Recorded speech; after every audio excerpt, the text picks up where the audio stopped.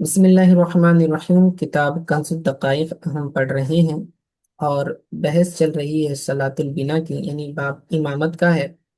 امام اگر نماز پڑھا رہا ہو اور اگر اسے کوئی حدث لاحق ہو جائے درمیان میں، تو پھر اسے چاہیے کہ وہ اپنے سے پیچھے کسی شخص کو خلیفہ بنائے۔ بہتر یہی ہے کہ مدرک کو بنائے، یعنی مقتدی کی کئی قسمیں ہوتی ہیں، ایک مدرک ہوتا ہے، مسبوق ہوتا ہے، لاحق ہوتا ہے۔ مدرک وہ جو شروع سے آخر تک امام کے ساتھ رہے، اور مسبوق وہ جس کی شروع کی چند رکعتیں چلی گئی ہیں، اور لاحق اسے کہتے ہیں جو شروع سے تو امام کے ساتھ تھا لیکن درمیان میں اسے کوئی حدث لاحق ہو گیا، وضو ٹوٹ گیا اور وہ درمیان سے چلا گیا، ٹھیک ہے، تو اسے لاحق کہتے ہیں۔ تو یہ مقتدیوں کی قسمیں ہیں، تو افضل یہی ہے کہ مدرک کو امام بنایا جائے، ٹھیک ہے، خلیفہ بنایا جائے۔ اب یہاں پر یہ اتنا عشرہ مسائل ذکر کیے، یعنی 12 مسائل ذکر کیے ہیں، جس میں امام اعظم ابو حنیفہ رحمہ اللہ کا صاحبین کے ساتھ اختلاف کو ذکر کیا گیا۔ اختلاف اس بات میں ہے کہ ایک آپ ایک مثال تصور کر لیں کہ ایک امام ہے اور اس امام نے جو ہے امامت کرائی اور ابھی نماز ختم نہیں ہوئی تھی، تشہد میں بیٹھا ہوا تھا۔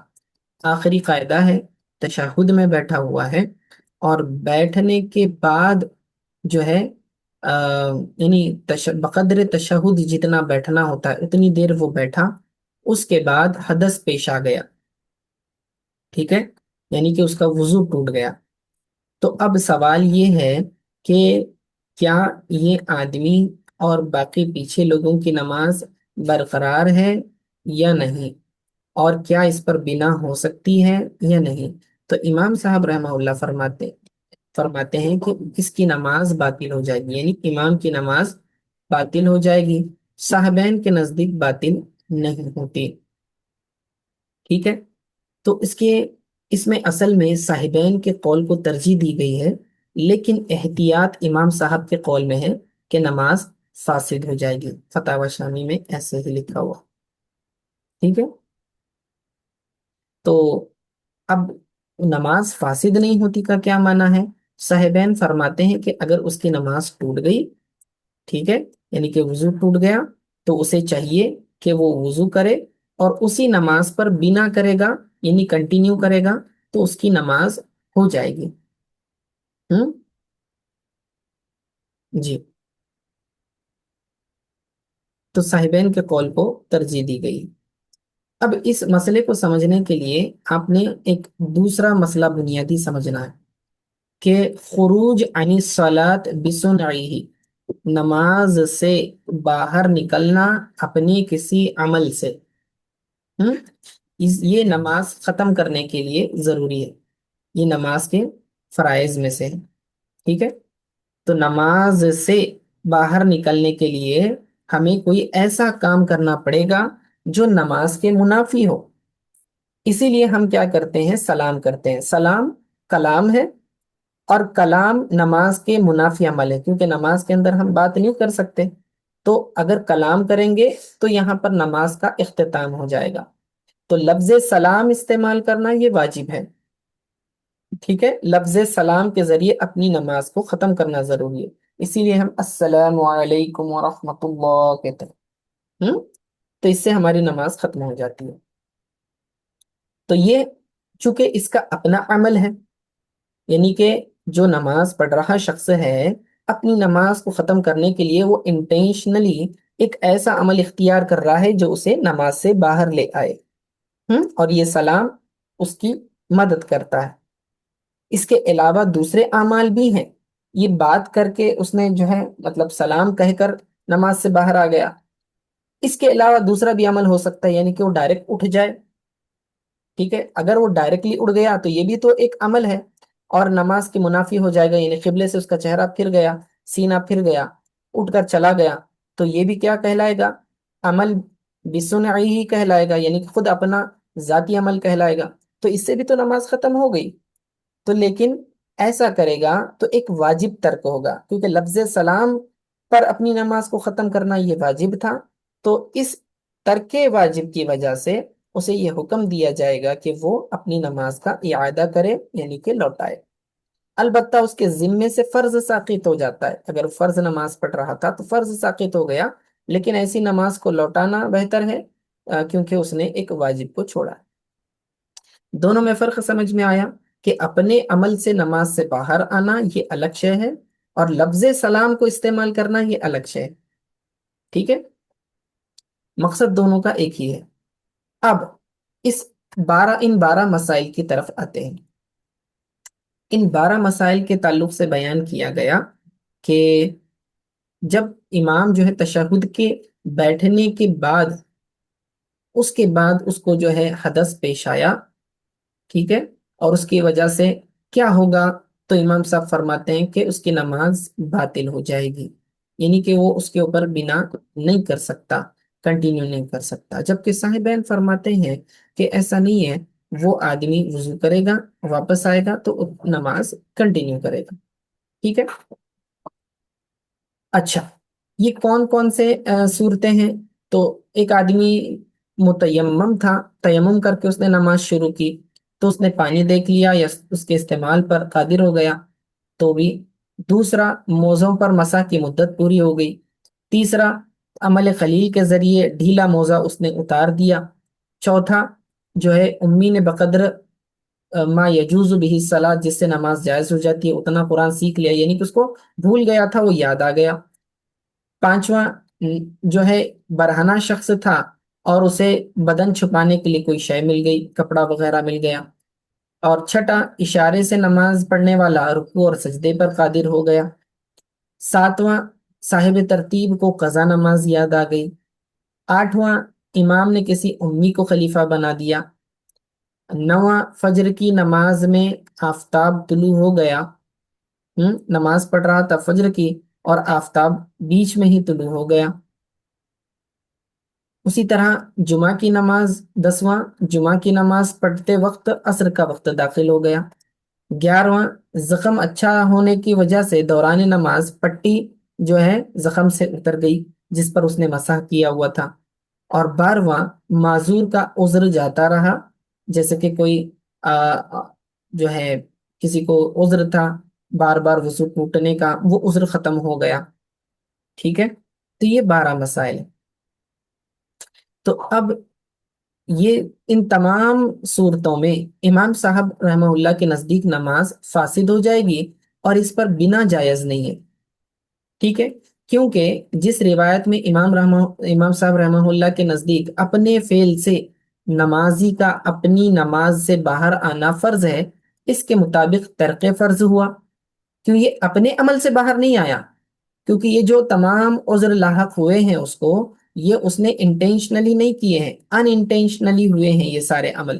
مثلا ایک تیمم کیا تھا اور پھر پانی مل گیا اس کو، تو پانی جیسے ہی آ گیا تو اس کا تیمم ٹوٹ گیا، اسی لیے اس کی نماز بھی ٹوٹی۔ یہ اس نے جان بوجھ کے تو نہیں کیا، تو چونکہ یہ اپنے عمل سے وہ باہر نہیں آیا تو اس لیے اس کا یہ فرض چھوٹ گیا، اور ترک فرض کی وجہ سے جو ہے اس کی نماز فاسد ہو گئی، ایسے ہی فرماتے ہیں۔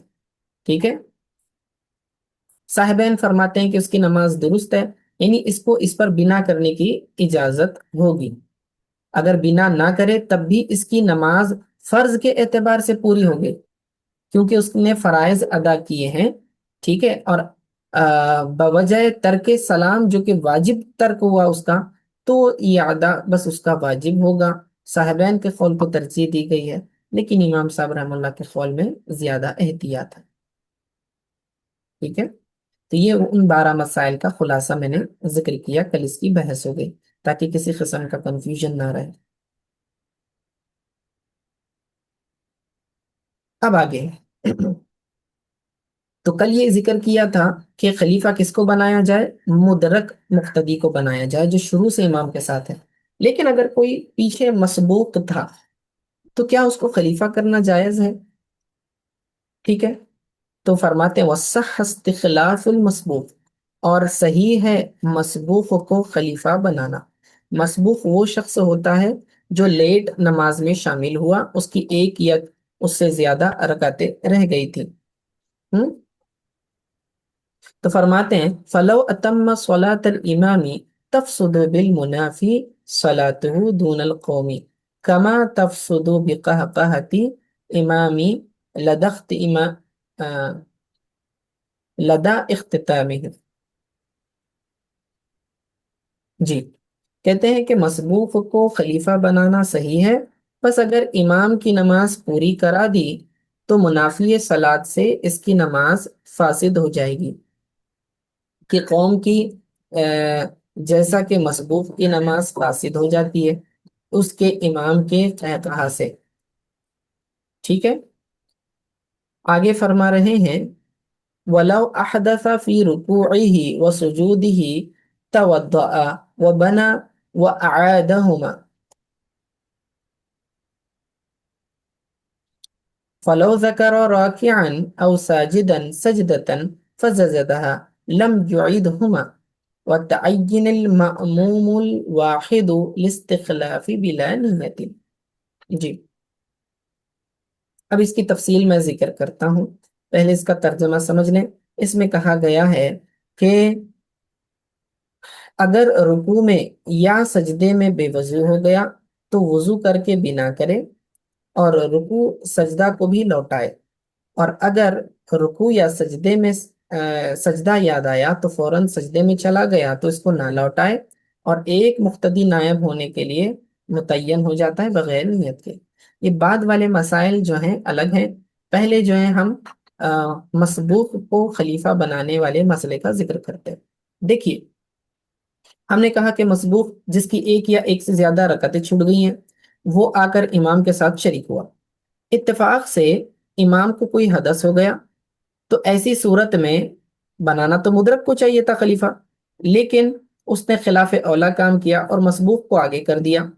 ٹھیک ہے، کیونکہ یہ امام کی نماز پوری کرنے کے بعد مسبوق خود سلام نہیں پھیر سکتا، کیونکہ اگر یہ خود سلام پھیرے گا تو اس کی نماز ختم ہو جائے گی، کیونکہ اس کے تو ذمے ابھی چند رکعتیں باقی ہیں نا، کم از کم ایک رکعت تو مسبوق کی باقی ہوگی. ٹھیک ہے نا، تو اگر یہ قوم کی نماز ختم کرنے کے لیے آخر میں السلام علیکم ورحمۃ اللہ بولے گا تو پھر کیا ہوگا؟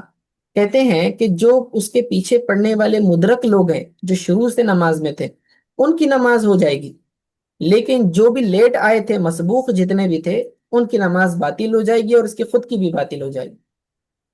خود کی کیوں باطل ہوگی؟ کیونکہ اس نے اپنی نماز مکمل نہیں کی، کیونکہ سلام پھیر دیا. جس سلام سے آدمی نماز کے باہر آ جاتا ہے جبکہ اس کی ایک رکعت باقی تھی.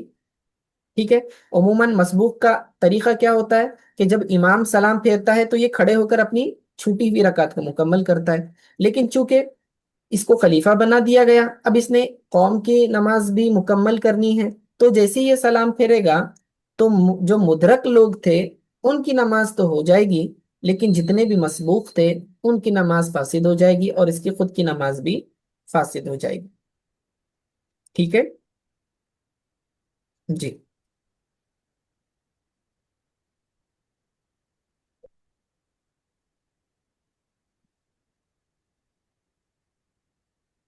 یہ مسئلہ مکمل ہوا. اب اس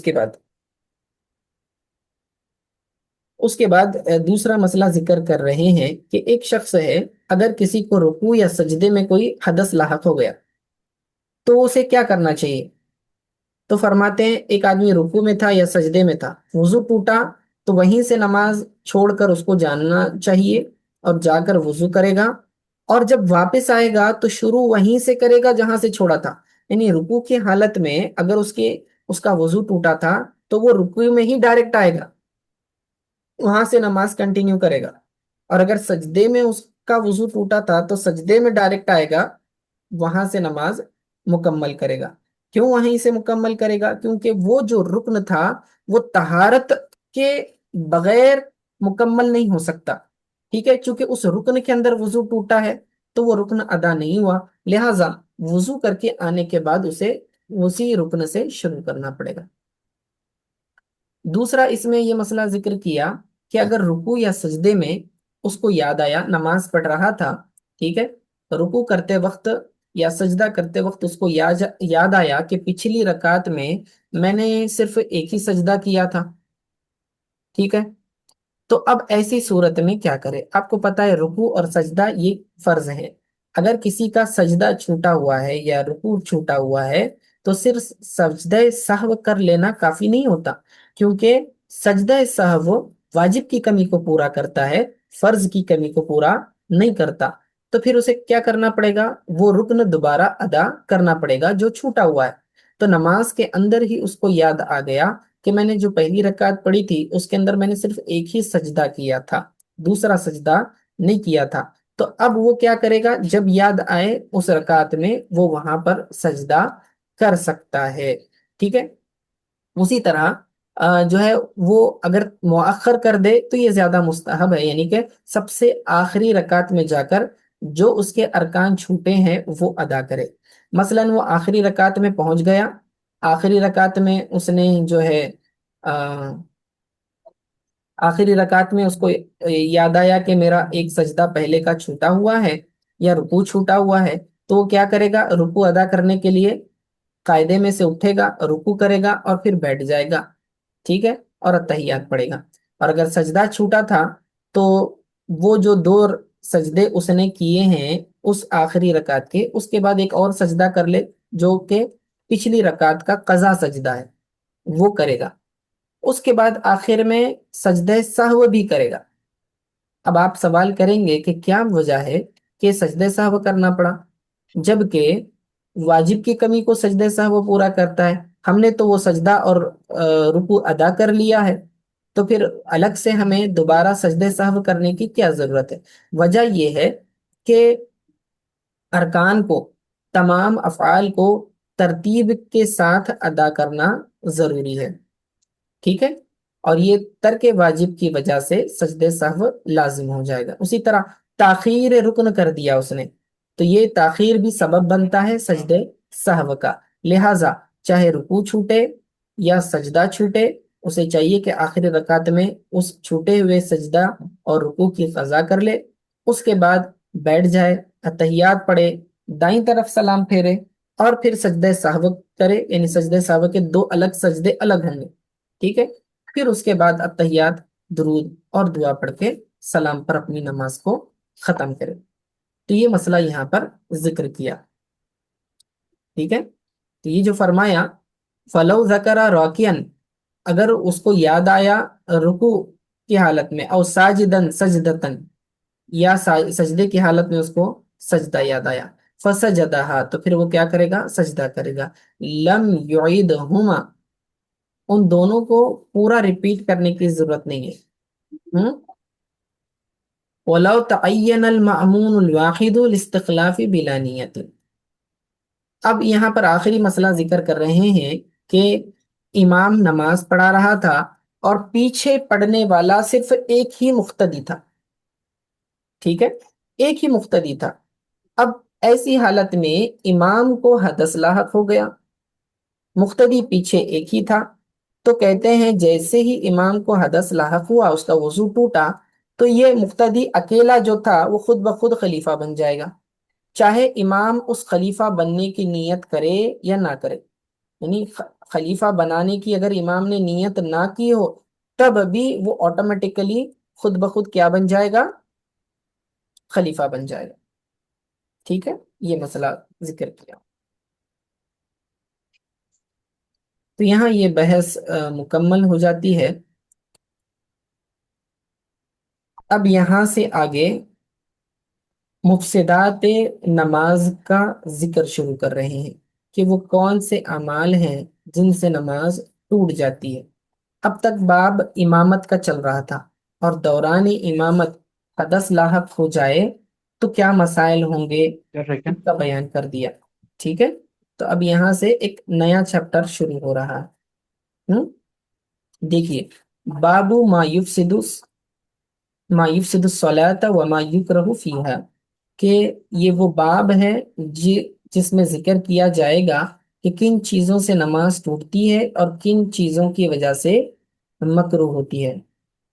تو کہتے ہیں یفسد الصلاۃ التکلم، نماز فاسد ہوتی ہے تکلم کے ذریعے. تکلم کا معنی ہے کلام کرنا.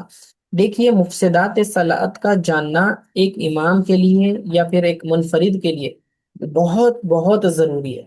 جو شخص مفسدات نماز کو نہیں جانتا، ایسا شخص امامت کے لائق نہیں ہے، ٹھیک ہے؟ اسے پتا ہونا چاہیے کن چیزوں سے نماز ٹوٹتی ہے۔ تو سب سے پہلی چیز جو انہوں نے ذکر کی، فرمایا تکلم۔ تکلم یعنی کہ کلام کرنا۔ اب کلام چونکہ نماز کے منافی ہے، اور نماز کے اندر نماز کے منافی اگر کوئی کام کیا جائے گا تو اس سے نماز فاسد ہو جاتی ہے، ٹھیک ہے؟ نماز ٹوٹ جاتی ہے۔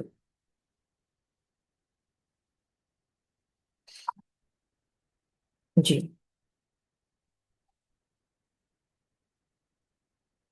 دیکھیے، نماز میں کلام کرنا، اس سے نماز ٹوٹتی ہے، چاہے جان بوجھ کر کیا ہو یا غلطی سے کیا ہو۔ اور شرط اس میں یہ ہے کہ کم از کم دو حرف ہوں، دو حرف سے بنا ہوا کلمہ ہو، کیونکہ کلام کلمے سے بنتا ہے، اور کلمہ جو ہے حروف کا مجموعہ ہوتا ہے، ٹھیک ہے؟ تو کلام کے لیے کم از کم دو کلمات چاہیے، یعنی کہ دو حروف پر مبنی ہوں، ٹھیک ہے؟ اگر صرف ایک ہو تو پھر اس سے کیا کہتے ہیں، وہ کلام میں داخل نہیں ہوگا، جیسے کہ قی، ٹھیک ہے؟ وقع یقع، یہ قی کا معنی ہوتا ہے، یہ فعل امر کا صیغہ ہے، صرف اس کے اندر ایک ہی حرف آتا ہے۔ اور قی کا معنی ہوتا ہے تو بچ، رک جا، تو بچ اس سے۔ تو قی، قی جو ہے اس کے اندر صرف ایک ہی حرف ہے، یہ امر کا صیغہ ہے، اور ایک حرف کا بولنا کلام کے اندر داخل نہیں ہے، اس وجہ سے اس کی نماز نہیں ٹوٹے گی۔ دوسری شرط یہ ہے کہ اس طرح آواز سے کلام کرے کہ کم از کم خود سن سکے، ٹھیک ہے؟ جبکہ کوئی معنی نہ ہو۔ اگر اتنی بھی آواز نہ ہو کہ خود سن سکے، اگرچہ حروف صحیح ادا کیے ہوں، تو اس کی نماز فاسد نہیں ہوگی، ٹھیک ہے؟ لیکن عمدن یا سہون کلام سے اسی وقت نماز فاسد ہوگی جبکہ قادائے اخیرہ بقدر تشہد نہ بیٹھ چکا ہو، ٹھیک ہے؟ یا اس سے پہلے نماز کے کسی حصے میں کلام کیا ہو۔ اگر عقادۂ اخیرہ میں تشہد کی مقدار وہ بیٹھا ہوا تھا، ہم، اس کے بعد عمدن یا سہون کلام کیا، تو نماز تو اس کی پوری ہو جائے گی، البتہ لفظ سلام چھوٹنے کی وجہ سے ترک واجب ہو جائے گا، لہٰذا ایسے نماز کو لوٹانا واجب ہوگا، البتہ فرض اس کے ذمے سے ساقط ہو جائے گا، کیونکہ نماز کے فرائض میں سے یہ ہے کہ اپنے عمل سے کوئی ایسا کام کرے جو نماز کے منافی ہو، اور اس نے کلام کر لیا تو وہ نماز کے باہر ہو گیا، لیکن لفظ سلام کے ذریعے اس نے باہر آنا تھا، تو یہ سلام لفظ چھوڑنے کی وجہ سے اس کی نماز اس کو لوٹانی پڑے گی، کیونکہ واجب کا ترک ہوا ہے۔ امام مالک رحمہ اللہ کے نزدیک کلام کسی مصلحت سے ہو تو مفسد نہیں، ورنہ مفسد ہے، یعنی اگر کوئی مقصد کے تحت ہو، کوئی خاص مصلحت ہو، تو اس سے نماز نہیں ٹوٹے گی، ورنہ ٹوٹ جائے گی۔ جبکہ امام شافعی رحمہ اللہ کے نزدیک خطا اور نسیان، یعنی غلطی سے اگر کوئی کلام کرتا ہے تو نماز نہیں ٹوٹے گی، بشرط یہ کہ کلام لمبا نہ ہو، طویل نہ ہو، کیونکہ طویل کلام خطا اور نسیان کے منافی ہے۔ آدمی لمبی بات غلطی سے نہیں کرتا، تھوڑی بات غلطی سے کرتا ہے، ٹھیک ہے؟ تو امام شافعی رحمہ اللہ کی دلیل یہ ہے کہ رفع عن امتی الخطا والنسیان، کہ میری امت سے خطا اور نسیان کو اٹھا لیا گیا ہے۔ خطا اور نسیان میں فرق کیا ہے؟ خطا کا معنی ہے غلطی کرنا، ٹھیک ہے؟ غلطی کب ہوتی ہے کہ انسان کو پتا تھا کہ ایسا نہیں کرنا ہے، لیکن پھر بھی جو ہے اس سے چوک ہو گئی اور وہ عمل ہو گیا، تو اسے خطا کہتے ہیں۔ جبکہ نسیان میں انسان بھول جاتا ہے۔ اس کی مثال روزے سے لے لے، کہ ایک شخص کو یاد ہی نہیں تھا کہ میں روزے سے ہوں، ٹھیک ہے؟ اور اس نے وضو میں جو ہے پانی کو نگل لیا، تو یہ نسیان کہلائے گا۔ یا پھر روزے کی حالت میں اس نے غرارہ کر لیا جبکہ اس کو یاد ہی نہیں تھا کہ میں روزے سے ہوں۔ اور دوسرا کہ بھول کا معنی، خطا کا معنی یہ کہ اس کو یاد تھا میں روزے سے ہوں، لیکن جب کلی کرتے کرتے غلطی سے اس کے حلق میں پانی چلا گیا، ٹھیک ہے؟ تو اسے خطا کہتے ہیں۔ تو چاہے خطا سے ہو یا پھر نسیان بھول کی وجہ سے ہو، امام شافعی رحمہ اللہ کے نزدیک کلام مفسد صلاۃ نہیں ہے، یعنی نماز اس سے نہیں ٹوٹے گی، جبکہ کلام بہت ہی مختصر ہو، طویل نہ ہو۔ ٹھیک ہے، اب ہماری دلیل کیا ہے کہ حدیث پاک میں آیا ہے، نبی کریم صلی اللہ علیہ وسلم کا ارشاد ہے ان صلاتنا هذه لا يصلح فيها شيء من كلام الناس وانما هي التسبيح والتهليل وقراءة القرآن، کہ ہماری اس نماز میں لوگوں کے کلام میں سے کوئی چیز لائق نہیں ہے، یہ تو فقط تسبیح، تحلیل اور قرأت قرآن ہے۔ اس حدیث سے معلوم ہوا کہ نماز میں کلام کا نہ ہونا نماز کا حق ہے، جس طرح طہارت کا پایا جانا نماز کا حق ہے۔ بس جس طرح طہارت نہ پائی جائے تو نماز جائز نہیں ہوتی، اسی طرح کلام پایا جائے تو بھی نماز جائز نہیں ہوتی۔ امام شافعی رحمہ اللہ کی حدیث کا جواب یہ ہے کہ یہ حدیث محدثین کے یہاں ضعیف ہے، لہٰذا اس سے استدلال کرنا صحیح نہیں، اور اگر اسے صحیح مان بھی لیا جائے تب بھی ان کا مدعا ثابت نہیں ہوتا، کیونکہ حدیث جو ہے رفع اسم پر محمول ہے، یعنی کہ اس حدیث میں فقط اتنا ذکر کیا گیا ہے کہ گناہ نہیں ہوگا۔ چنانچہ اگر یہ کہیں کہ اس پر اس کو گناہ نہیں ہوگا تو یہ نماز کے ٹوٹنے کے تو منافی نہیں رہا، یعنی ایسا ہو سکتا ہے کہ آدمی کی نماز بھی ٹوٹ جائے اور وہ گناہ گار بھی نہ ہو، کیونکہ اس نے غلطی سے ایسا عمل کیا ہے، لیکن جان بوجھ کر کرے گا تو نمازی گناہ گار بھی ہوگا اور نماز بھی ٹوٹے گی۔ جیسے کہ روزے کی حالت میں ہوتا ہے کہ اگر جان بوجھ کر روزہ توڑے گا جی تو گناہ گار بھی ہوگا اور روزہ بھی ٹوٹ جائے گا، جبکہ اگر کسی شخص نے زبردستی اسے پانی پلا دیا تو اس سے اس کا روزہ تو ضرور ٹوٹے گا لیکن گناہ گار نہیں ہوگا، کیونکہ اس کے اوپر جبر کیا گیا ہے، اور یہ جبر کا ذکر تو حدیث میں ایک ساتھ ہی ذکر کیا، ان اللہ تجاوز عن امتی النسیان والخطا وما استکرہ علیہ۔ وما استکرہ علیہ کا معنی ہے زبردستی کرنا، جبر کرنا۔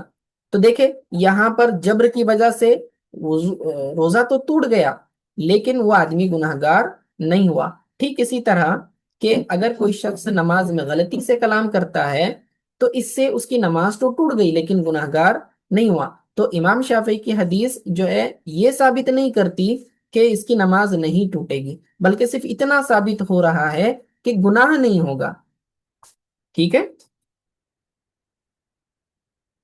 تو یہ تھی کلام کی بحث۔ تو یفسد الصلاۃ التکلم، کہ نماز فاسد ہوتی ہے تکلم کے ذریعے، یعنی بات کرنے کے ذریعے، اگرچہ کہ وہ عربی میں بات کرے، یاد رکھنا ضروری نہیں ہے کہ وہ دوسری لینگویج میں بات کرے، عربی میں بھی اگر کلام کرے گا تو وہ کلام ہی شمار ہوگا اور اس کی وجہ سے نماز ٹوٹ جائے گی۔ وَالدُّعَاءُ بِمَا يُشْبَهُ كَلَامَنَا، اور ایسی دعا مانگنا جو کہ ایسی دعا مانگنا جو کہ لوگوں کے کلام کے مشابہ ہے۔ مطلب یہ کہ جس طرح ہم لوگوں سے کوئی مدد مانگتے ہیں، کوئی شے طلب کرتے ہیں، اگر ویسی دعا نماز کے اندر مانگی جائے تو پھر یہ نماز فاسد ہو جائے گی۔ حالانکہ نماز کے اندر دعا کرنا بالکل جائز ہے، لیکن اگر دعائے معصورہ نہ پڑھی جائے، یعنی وہ حدیث والی دعا ہو یا قرآن والی دعا ہو یا ان کے کلمات کے مشابہ ہو، لیکن اگر اس نے ایسی چیز مانگی جو لوگوں سے مانگی جاتی ہے، ٹھیک ہے، لوگوں سے بھی مانگی جا سکتی ہے، تو ایسی صورت میں اس کی نماز فاسد ہو جائے گی اگرچہ کہ دعا عربی میں پڑھے۔ وَلَأَنِينُ وَالتَّعْوُوهُ وَارْتِفَاعُ بِكَائِهِ مِنْ وَجَعِ أَوْ مُصِيبَةٍ مِنْ وَجَعٍ أَوْ مُصِيبَةٍ لا من ذکر جنت او ناری۔ جی اب یہاں دوسرا مسئلہ ذکر کر رہے ہیں کہ نماز میں کراہنا، یعنی درد کی وجہ سے آہ آہ کی اس طرح سے آواز نکالنا، یا پھر رونا جس سے حروف پیدا ہو گئے، اگر آدمی نماز میں روتا ہے درد کی وجہ سے یا تکلیف کی وجہ سے یا مصیبت کی وجہ سے تو اس کی نماز فاسد ہو جائے گی۔ من وجعین، درد کی وجہ سے، او مصیبت یا مصیبت، مثلا کسی کو خبر ملی کہ اس کے کسی قریبی رشتہ دار کا انتقال ہوا اور اس غم کی وجہ سے اس کے آنسو نکلے، تو اگر وہ روئے گا تو اس کی نماز فاسد ہو جائے گی۔ اسی طرح اگر درد کی وجہ سے گھٹنوں میں پیروں میں درد ہے اور وہ نماز میں کراہ کے آہ آہ کی آواز نکالتا ہے یا پھر روتا ہے تو کہتے ہیں بکا کی وجہ سے، بکا رونے کو کہتے ہیں، تو بکا کی وجہ سے بھی نماز ٹوٹ جائے گی۔ لیکن فرمایا لا من ذکر جنت او نار، جنت اور دوزخ کے ذکر سے اگر آدمی نماز میں روئے، اگرچہ کہ پھوٹ پھوٹ کر روئے، تو بھی اس کی نماز نہیں فاسد ہوگی۔ ٹھیک ہے، تو یہاں سبب معلوم ہونا چاہیے کس وجہ سے وہ رویا تھا۔ ہم آگے فرماتے ہیں کہ وَالتَّنَحْنُحُ بِلَا عُذْرٍ، نمازی کا کھنکارنا جس کی وجہ سے حروف بھی پیدا ہو گئے۔ ہم اگر نماز میں وہ کھنکارتا ہے کسی عذر کی وجہ سے، ہم اگر بلا عذر یا بلا غرض صحیح اگر اس نے کھنکارا، ضرورت نہیں تھی اس کو کھنکارنے کی، حاجت نہیں تھی، لیکن پھر بھی نماز میں وہ کھنکارتا ہے تو اس کی نماز فاسد ہو جاتی ہے۔ ٹھیک ہے، مثلا جان بوجھ کے اس طرح کی آوازیں نکالتا ہے، ٹھیک ہے، تو اس سے اس کی نماز فاسد ہو جائے گی، کیونکہ اس سے بعض اوقات لوگوں کو متنبع کرنا مراد ہوتا ہے، الرٹ کرنا مراد ہوتا ہے۔ اور اگر کسی عذر کی وجہ سے وہ کھنکارتا ہے یا کھانستا ہے، مثلا کھانسی کسی کو ہو گئی ہے اور نماز پڑھ رہا ہے اور بلا اختیار کھانسی آ جائے، تو کھانسنے کی وجہ سے نماز نہیں ٹوٹے گی، کیونکہ اس سے بچنا مشکل ہے۔ لیکن اگر خود اپنی طرف سے کسی صحیح غرض کے لیے کھنکارا تب بھی مفسد نہیں ہے، مثلا قرات کر رہا تھا اور اس کی آواز پھنس گئی، اب اپنی آواز کو درست کرنے کے لیے وہ زور سے کھنکارتا ہے، تو جس سے حروف ظاہر نہیں ہوئے، تو اس سے اس کی نماز فاسد نہیں ہوگی۔ ٹھیک ہے، پھر فرمایا کہ جواب عاطس بیرحمک اللہ۔ اب عاطس کہتے ہیں چھینکنے والا، جواب عاطس چھینکنے والے کا جواب دینا کس کے ذریعے؟ یرحمک اللہ کہہ کر۔ نمازی نماز پڑھ رہے ہیں، نماز میں کسی شخص نے چھینکا، یا پھر نماز پڑھنے والے نے کسی دوسرے کی چھینک سنی جس نے الحمدللہ کہا، تو اس نے جو ہے یرحمک اللہ کہا، تو جیسے یرحمک اللہ کہا اس نے، تو اس کی نماز فاسد ہو جائے گی، کیونکہ یہ کلام کے اندر داخل ہو جائے گا۔ ٹھیک ہے، تو خود نمازی کو چھینکائی اور اپنی طرف سے خطاب کر کے یرحمک اللہ کہا، ٹھیک ہے، یرحمک اللہ بنفسی یا نفسی، تو نماز فاسد نہیں ہوگی، کیونکہ یہ خطاب بالغیر نہیں ہے، اس لیے کلام میں داخل نہیں ہے۔ لیکن اگر کسی دوسرے کی چھینک پر اس نے یرحمک اللہ کہا تو اس کی نماز فاسد ہو جائے گی۔ چلیے یہیں پر اختتام کرتے ہیں، باقی مسائل آئندہ درس میں شامل کریں گے۔